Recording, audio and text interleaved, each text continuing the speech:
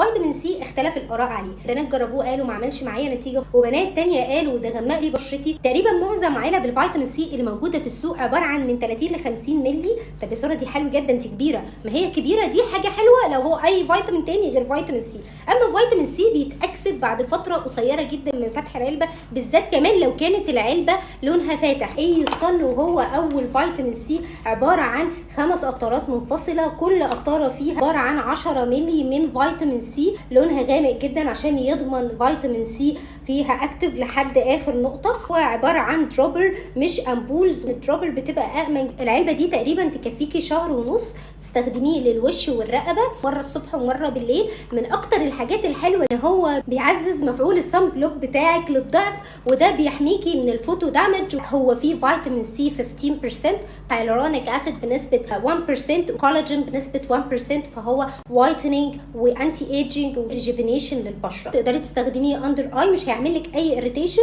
مش بيشتغل بس ايبيديرمس، لا ده بيشتغل على الديرمس كمان، وعلى الايبيديرمس بيشيل لك كل البقع والتصبغات عن طريقه التكنيك القوي بتاعه، وهو اسمه صوديوم ترانسبورتر، دي ناقلات الصوديوم. بقى على الديرمس بتخليه يقفل عمليه الدبل اوكسيديشن، يزود قدره السكين، ينتج الالاستين والكولاجين، يسرع عمليه الهيلينج بعد البيلينج او الليزر.